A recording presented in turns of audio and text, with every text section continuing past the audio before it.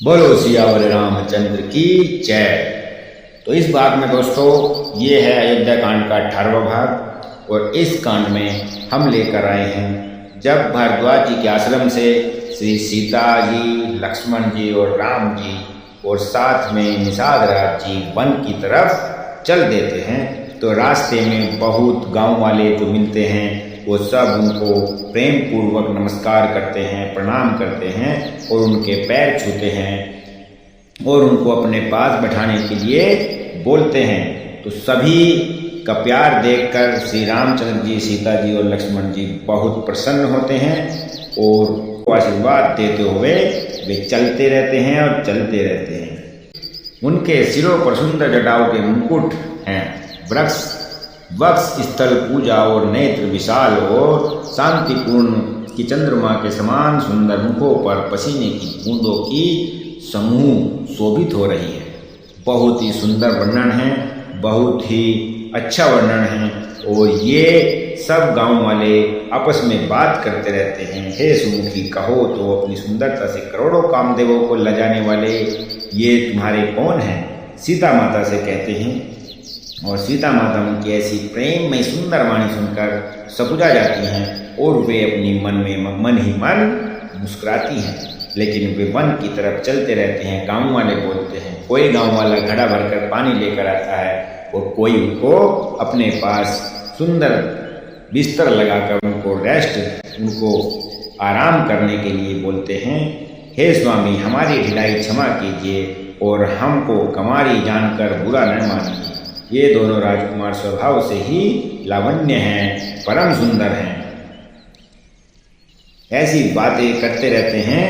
श्यामल गोर किशोर वर सुंदर सुषमा ऐन शरद सर्व री नाथ मुखू शरद सरोह नैन। श्याम गौर वर्ण है, सुंदर किशोर अवस्था है, दोनों ही परम सुंदर और शोभा के धाम है। शरद पूर्णिमा के चंद्रमा के समान इनके मुख और शरद ऋतु के कमल के समान इनके नेत्र हैं।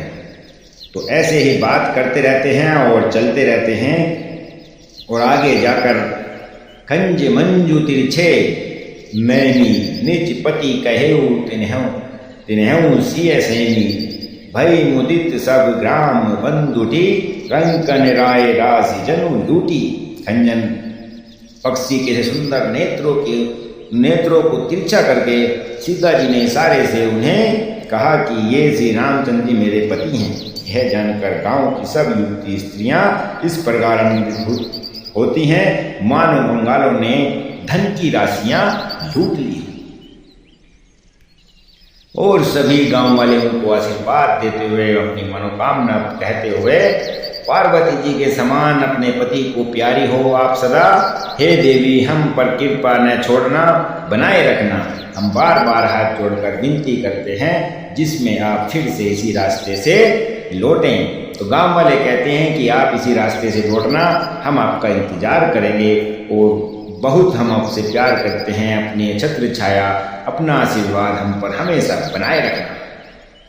लखन जानकी सहित तब गवनु कीने रघुनाथ फेरे सब प्रिय बचन कहीं दिए लाई मन साथ। तब लक्ष्मण जी और जानकी जी सहित श्री रघुनाथ जी ने गमन किया, वहां से चल दिए और सब लोगों को प्रिय वचन कहकर लौटा दिया, किंतु उनके मनों को अपने साथ ही लगा लिया।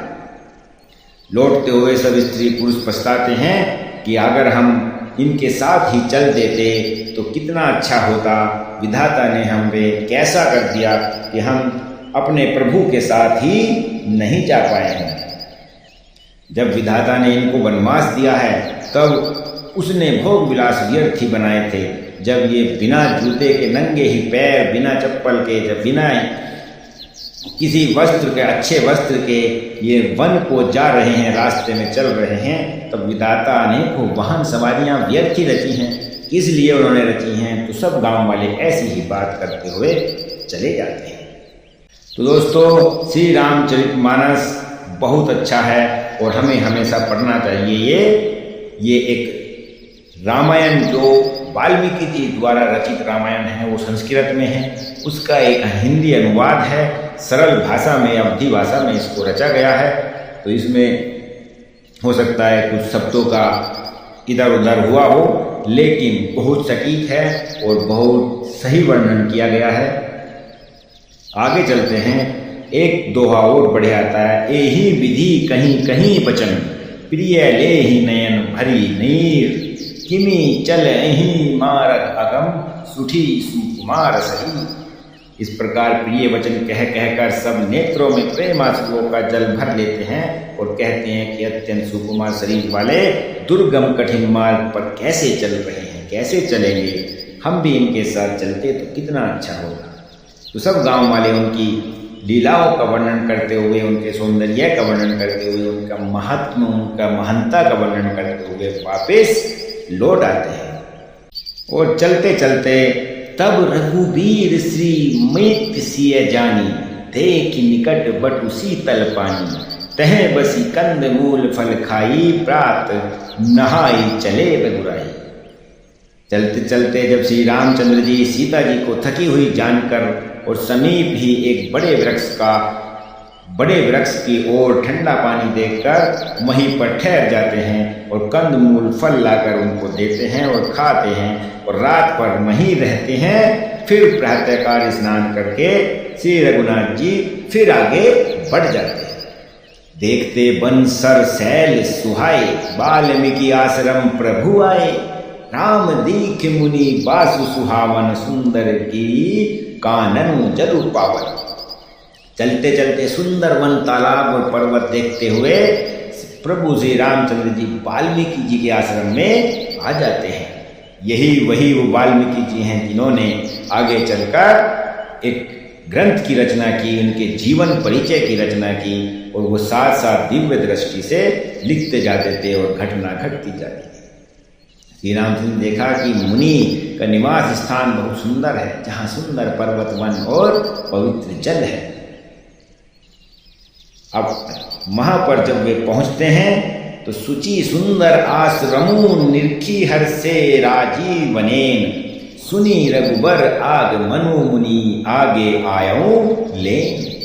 पवित्र और सुंदर आश्रम को देखकर कमल नयन श्री रामचंद्र जी हर्षित हो जाते हैं और रघु श्रेष्ठ श्री रामचंद्र जी का आगमन सुनकर मुनि वाल्मीकि जी उन्हें लेने के लिए दौड़ पड़ते हैं।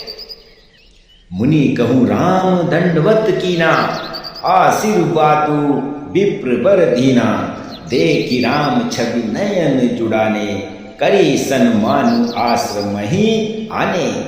श्री रामचंद्र जी ने मुनि को दंडवत किया। विप्र श्रेष्ठ मुनि ने उन्हें आशीर्वाद दिया। श्री रामचंद्र जी की छवि देखकर मुनि के नेत्र शीतल हो गए।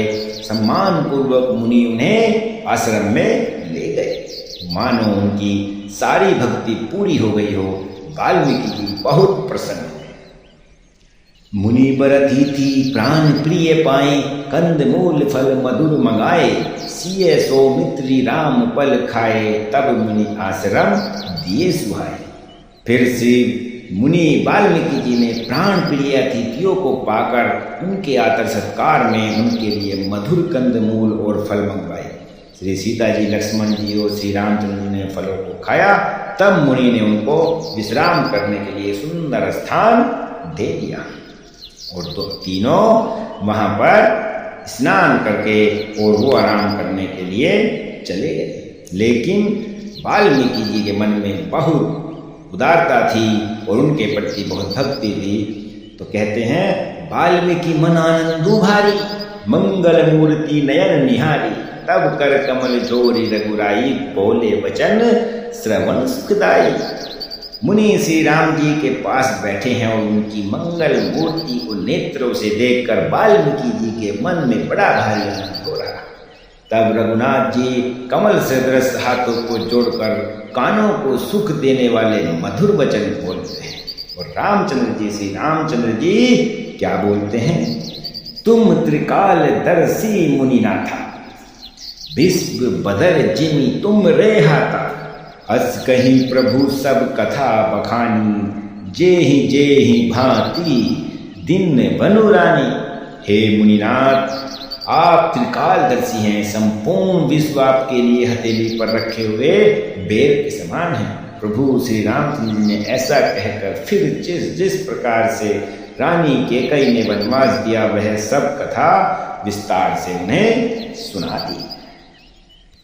और फिर कहते हैं तात बचन मुनि मातु हित भाई भरत असराऊ मो कहूँ तरस तुम्हार प्रभु सबु मम पुण्य प्रभाव। हे प्रभु, पिता की आज्ञा का पालन, माता का हित और भरत जैसे स्नेही एवं धर्मात्मा भाई का राजा होना और फिर मुझे आपके दर्शन होना, यह सब मेरे पुण्यों का प्रभाव ही तो है। ऐसे श्री रामचंद्र जी के वचन सुनकर मुनिराज बहुत आनंदित हुए, बहुत प्रसन्न हुए और उद्वेग को प्राप्त न हो, इसलिए वे कहते हैं मुनि तापस जिन ते दुख लही ते नरेश बिनु पावक दही मंगल मूल विप्र परितोषु दही कोटि कुल भुसुल रोसु। क्योंकि जिसने मुनि और तपस्वी दुख पाते हैं वे राजा बिना अगी के ही अपने दुष्ट कर्मों से ही जलकर भस्म हो जाते हैं। ब्राह्मणों का संतोष सब मंगलों की जड़ है और भूदेव ब्राह्मणों का क्रोध करोड़ों कुलों को भस्म कर देता है। ऐसे कहते कहते रात बीत गई और रात बीत कर फिर वे सोने के लिए आराम करने के लिए चले जाते हैं। और राम स्वरूप तुम्हार वचन अगोचर बुद्धि पर अभिगत अकथ अपार ने की नेति निगम कह। हे राम, आपका स्वरूप वाणी की अगोचर बुद्धि से परे है। वाल्मीकि जी कहते हैं कि अव्यक्त अकथनीय और अपार है वेद निरंतर जिसकी नेति नेति कहकर वर्णन करते हैं, वही आपका जीवन है, वही आपका महात्म्य है, आपकी महानता है।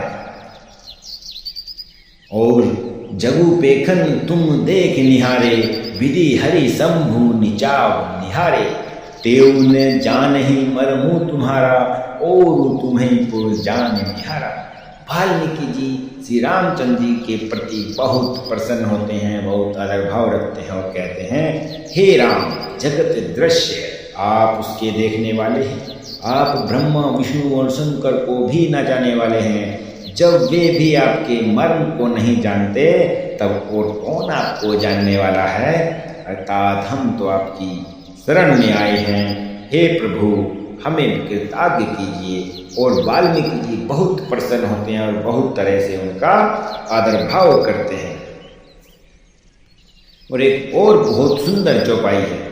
वाल्मीकि जी कहते हैं राम देखि सुनी चरित्र तुम्हारे जड़ मोहि बधु होई सुखारे तुम जो कहूँ सबु साचा जस काचिए तस चाहिए नाचा। हे राम, हे प्रभु, आपके चरित्र को देख और सुनकर मूर्ख लोग तो मोह को प्राप्त होते हैं और ज्ञानी जन सुख पाते हैं। आप जो कुछ कहते हैं करते हैं वह सब सत्य है, उचित है, क्योंकि जैसा स्वांग भरे वैसा ही नाचना भी तो चाहिए। इस समय आप मनुष्य रूप में हैं, अतः मनुष्योचित व्यवहार करना ही ठीक है। इसलिए आप इतने महान और दृढ़ पर संकल्प वाले काम करते हैं और हम सब आपकी शरण हैं, आपका अनुसरण करते हैं। पूछूं मोहि की रहूं कहूं मैं पूछत सकुचाई जह न होऊं तह देहूं कहीं तुम्हें ही देखा मोठाओ। आपने मुझसे पूछा कि मैं कहाँ रहूं, परंतु मैं यह पूछते सकुचाता हूँ कि जहाँ आप न हो वह स्थान बता दीजिए, तब मैं आपके रहने के लिए स्थान दिखाऊंगा। तो मुनि जी बार बार प्रसन्न होते हैं और बार बार उनके बातों का वर्णन करते हैं, उनसे पूछते हैं और उनसे बहुत बड़ा ज्ञान अर्जित करते हैं। प्रभु को सुनकर वे बहुत ही आनंदित होते हैं। इस भाग में यहीं पर समाप्त करते हैं। अगले भाग में फिर लेकर आएंगे रामायण श्री रामचरितमानस का अयोध्या कांड। बने रहें मेरे चैनल A to Z वैदिक ज्ञान पर। यहाँ आपको मिलता है हमारे जीवन में आने वाले सभी तरह की नॉलेज, ज्ञान और हमें स्वस्थ और मस्तिष्क से भी स्वस्थ रखने का और शरीर से भी स्वस्थ रखने का जो भी सामान या जो भी सामग्री या जो भी बातें होती हैं हम आपको चुन चुन कर लेकर आते हैं। तो बने रहें, चैनल पर सब्सक्राइब करें, वीडियो अच्छी लगे तो लाइक करें और शेयर करें। जय श्री राम, बोलो सियावर रामचंद्र की जय।